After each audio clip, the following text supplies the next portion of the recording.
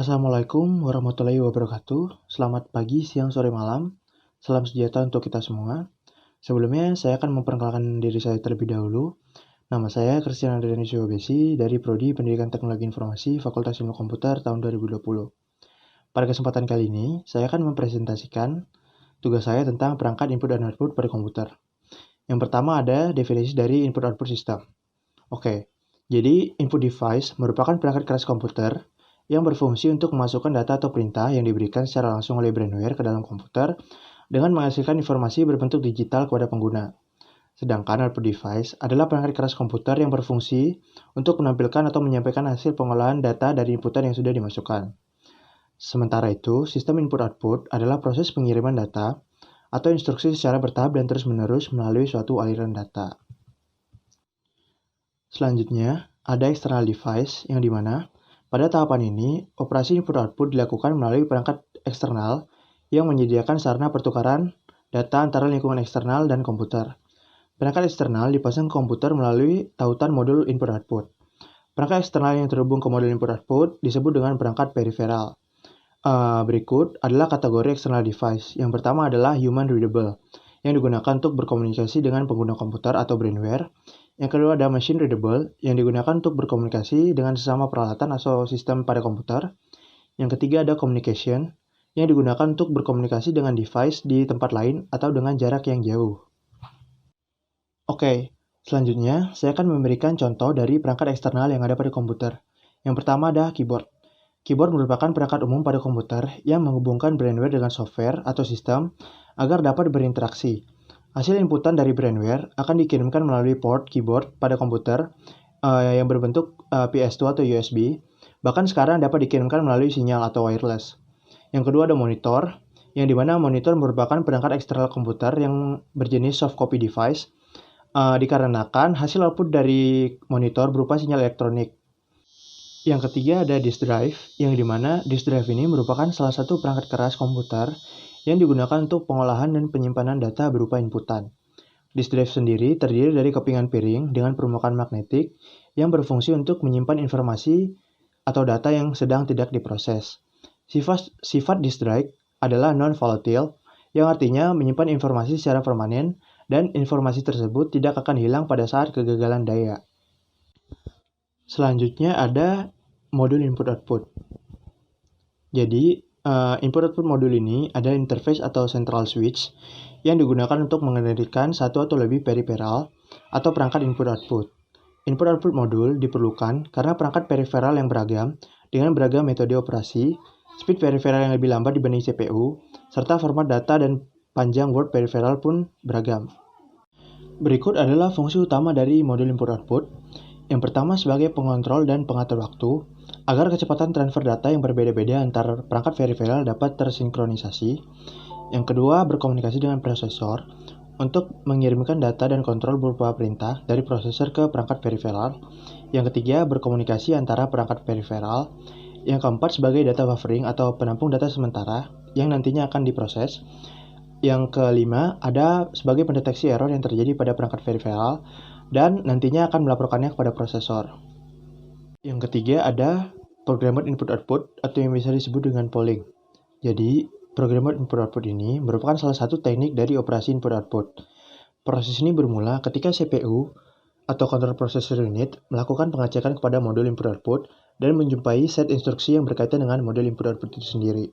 Ketika CPU mengecek set instruksi tersebut dan menghasilkan error, maka CPU akan memproses dan menanyakan ulang kepada modul input-output tersebut untuk melakukan instruksi baru. Sebaliknya, ketika set instruksi yang dicek oleh CPU tidak menghasilkan error, maka CPU akan membaca word dari instruksi tersebut dan menuliskannya ke dalam memori. Dalam teknik ini, modul input-output yang bersangkutan tidak dapat melakukan interupsi terhadap proses-proses yang diinstruksikan oleh CPU. Untuk melakukan proses terhadap set instruksi input-output, CPU akan menolakkan sebuah address bagi modul input-output dan perangkat periferalnya sehingga dapat digolongkan secara khusus menjadi sebuah perintah input-output yang akan dilakukan. Teknik programmer input-output atau polling ini sendiri tidak dapat menjalankan dua set instruksi sekaligus secara bersamaan. Dalam artian, CPU akan menunggu terlebih dahulu sampai proses input-output yang pertama selesai dilakukan oleh modul input-output, kemudian melakukan proses input-output yang baru. Selanjutnya ada klasifikasi dari instruksi input-output yang terbagi menjadi 4 bagian. Yang pertama ada instruksi kontrol. Jadi, instruksi kontrol ini digunakan untuk mengaktifkan perangkat periferal dan menginstruksikan proses tugas yang dilakukan oleh perangkat tersebut. Yang kedua ada instruksi set yang digunakan oleh prosesor untuk mengatur kondisi status modul input-output dan perangkat periferalnya. Prosesor akan mengecek modul input-output dan perangkat periferalnya agar tetap dalam keadaan aktif, serta membaca program yang dijalankan dan mendeteksi kesalahannya. Yang ketiga ada instruksi read, yang dimana perintah ini diberikan prosesor kepada modul input-output untuk membaca suatu data yang kemudian akan dikirimkan ke dalam buffer internal. Pengiriman data tersebut akan dikirim melalui database setelah terjadi sinkronisasi data dan kecepatan transfernya. Yang keempat ada instruksi write. Jadi instruksi write ini kebalikan dari instruksi read, yang dimana prosesor akan memberikan perintah kepada modul input-output untuk mengambil data dari bus kemudian dikirimkan kepada perangkat periferalnya. Kemudian di sini ada konsep dari programmed input-output yang juga terbagi menjadi 4 bagian. Ya, mungkin saya akan menjelaskan dari gambar-gambarnya. Untuk gambar yang pertama itu adalah gambar dari single buffering. Jadi single buffering ini digunakan untuk mengisikan instruksi-instruksi dari sebuah program. Struktur dari single buffer ini sendiri terdiri dari sebuah pointer pada alamat awal dan channel program untuk berkas. Pada proses pengisian buffer, channel program akan menunggu instruksi read dari program terlebih dahulu, kemudian memberitahu instruksi start pada program input-output ke CPU. Setelah itu, single buffer ini akan menunggu buffer kosong, lalu memberikan instruksi pada program agar dapat memulai membaca buffer yang baru. Untuk gambar yang kedua, itu adalah gambar dari anticipatory buffering yang merupakan pendekatan yang dilakukan terhadap CPU untuk menghilangkan beberapa hal yang mengganggu proses kerja CPU. Pada konsep ini, input-output system akan mendahulukan kebutuhan program dengan mengoptimalkan buffer agar selalu penuh. Pada gambar yang ketiga, itu merupakan gambar dari double buffering, yang dimana double buffering ini merupakan konsep yang digunakan untuk meminimalisasi kemungkinan munculnya program pengganggu. Dari 2 buffer yang disediakan, hanya ada 1 buffer yang digunakan untuk berkas. Pada konsep ini, pengguna dapat mengosongkan salah satu buffer yang ada. Saat buffer pertama sudah dikosongkan dan dalam keadaan kosong, maka buffer kedua harus dalam keadaan penuh. Dan yang terakhir adalah gambar dari triple buffering. Triple buffering ini berfungsi untuk pemroses sebuah instruksi dalam bentuk frame sebelum ditampilkan dengan memanfaatkan resource komputasi GPU yang masih kosong. Frame yang telah diproses akan disimpan ke dalam memori VRAM dalam bentuk frame buffer. Kemudian, yang keempat ada direct memory access. Mungkin pada saat ini saya akan menjelaskan definisi dan fungsi dari direct memory access terlebih dahulu. Jadi, direct memory access atau DMA adalah sebuah fitur dalam sebuah komputer modern saat ini yang menggunakan perangkat untuk dapat memindahkan blok yang besar tanpa interaksi dari prosesor secara terus-menerus. Fungsi utama dari DMA adalah sebagai modul tambahan atau hardware pada sistem bus, di mana kontrol DMA mengambil alih tugas dari CPU untuk penanganan input-output. Pengontrol DMA dapat menghasilkan alamat memori dan memulai siklus membaca atau menulis memori. Kemudian, di sini ada cara kerja dari direct memory access ini sendiri. Jadi yang pertama, CPU akan memberikan sinyal kepada DMA modul bahwa ada input-output interrupt. Yang kedua, DMA modul akan mengambil alih input-output, mengambil memori yang berkaitan dengan CPU, dan memasukkan data dalam address register di DMA. Yang ketiga, sementara CPU melakukan proses lain, DMA mengatur input-output sehingga selesai dan mengikuti pointer yang ada di register. Dan yang keempat, register dan memori yang berubah dikembalikan kepada CPU setelah input-output proses selesai. Kemudian, yang kelima ada interrupt-driven input-output. Dalam teknik ini, kendali perintah masih menjadi tanggung jawab dari CPU, baik dari pengambilan perintah dari memori maupun pelaksanaan isi perintah tersebut. Interrupt-driven I/O merupakan arsitektur modul input-output yang bekerja pada CPU. Namun, pada interrupt-driven I/O ini, ketika proses lain ada yang masuk, maka akan disanggah dan difilter proses mana yang akan dikerjakan terlebih dahulu, yang memungkinkan interrupt-driven I/O bisa multitasking. Next. Kemudian, ada CPU control di interrupt-driven I/O. Nah, dalam interrupt-driven I/O ini, CPU tetap memiliki kontrol langsung terhadap proses input-output, seperti pada programmed input-output atau yang biasa disebut dengan POLIC. CPU meminta untuk melakukan operasi input-output, sehingga modul I/O mentransfer perintah ke periferal. Sementara itu, CPU dapat melakukan kegiatan lain atau melaksanakan proses berikutnya. Modul input-output mengirimkan interrupt kepada CPU untuk memberitahukan hasil dari operasinya, dan CPU bereaksi atas status tersebut. Nomor 6 ada Direct Cache Access. Apa itu Direct Cache Access? Jadi, Direct Cache Access atau DCA ini adalah sistem yang menyediakan mekanisme NetDMA. DCA mengatur data dengan tujuan untuk ditargetkan dan diperuntukkan pada cache CPU. Pada sistem operasi dari Microsoft atau Windows 7 telah disupport oleh DCA untuk mengurangi overload sistem dan memungkinkan brainware atau pengguna untuk mentransfer data secara langsung ke dalam cache CPU. Oleh karena itu, pengaturan dari DCA ini akan mempengaruhi controller, chipset, dan prosesor sehingga dibutuhkan spesifikasi hardware yang lebih mendukung. Kemudian, untuk cara kerja dari DCA ini sendiri, yang pertama, NIC akan menerima paket Ethernet yang masuk dan memproses atau menghapus informasi kontrol Ethernet. Ini termasuk melakukan kalkulasi deteksi kesalahan.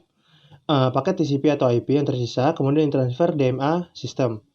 Yang kedua, modul DMA mentransfer data termasuk deskriptor ke memori utama. Yang ketiga, NIC akan melakukan interupsi kepada host atas jumlah paket yang telah ditransfer. Yang keempat, DMA akan mengambil deskriptor dan header dengan memproses interupsi, menjalankan prosedur penanganan interupsi, serta membaca deskriptor dan header. Yang kelima, memproses header dengan menjalankan perangkat lunak protokol untuk menganalisis sistem konten header TCP dan IP. Dan yang keenam, payload ditransfer. Pada sesi ini, porsi data dari paket tersebut ditransfer dari buffer sistem ke buffer aplikasi yang sesuai. Untuk strategi dari Direct Cache Access ini sendiri, mungkin strategi yang paling sederhana adalah strategi yang diimplementasikan sebagai prototipe pada sejumlah prosesor Intel. Prosesor Intel yang dimaksud di sini adalah prosesor Xeon antara tahun 2006 sampai tahun 2010. Meskipun bentuk DCA sederhana ini memberikan beberapa peningkatan, keuntungan yang jauh lebih substansial dapat direalisasikan dengan menghindari buffer sistem di memori utama sama sekali. Versi bentuk DCA yang lebih lengkap ini diimplementasikan dalam lini prosesor Intel Xeon yang disebut sebagai input-output data langsung. Setelah itu, poin yang terakhir adalah input-output channel and processor. Untuk definisi dari input-output channel and processor ini sendiri adalah input-output channels itu merupakan komponen perangkat keras yang mengarahkan semua input-output ke satu set control. Sementara input-output processor merupakan saluran prosesor terpisah atau independen dan fungsinya berbiaya rendah. Kemudian, di sini ada evolusi atau perkembangan dari fungsi input-output. Yang pertama, CPU mengontrol periferal secara langsung. Yang kedua, ditambahkannya sebuah pengontrol atau modul input-output CPU menggunakan input-output terprogram tanpa menggunakan interrupt. Yang ketiga, CPU menggunakan interrupt dan DNA. Yang keempat, modul input-output ditingkatkan kemampuannya menjadi sebuah prosesor yang memiliki tugasnya sendiri yang menggunakan instruksi tertentu untuk input-output tertentu. Dan yang terakhir, input-output memiliki memori lokalnya sendiri dan merupakan sebuah komputer yang memiliki tugasnya sendiri. Untuk jenisnya sendiri, saluran input-output atau input-output channel terbagi menjadi dua. Yang pertama ada multiplexer channel, yang dimana saluran multiplexer atau multiplexer channel ini dapat dihubungkan ke sejumlah perangkat kecepatan lambat dan sedang. Multiplexer channel ini mampu mengoperasikan sejumlah perangkat input-output secara bersamaan. Yang kedua ada selector channel. Jadi, selector channel ini hanya dapat menangani satu operasi input-output pada waktu dan pada satu waktu, dan digunakan untuk mengontrol suatu perangkat kecepatan tinggi pada satu waktu. Jadi, nggak dapat bersamaan. Mungkin cukup sekian dari presentasi yang dapat saya lakukan hari ini. Semoga presentasi saya tentang perangkat input-output di komputer ini dapat bermanfaat. Terima kasih.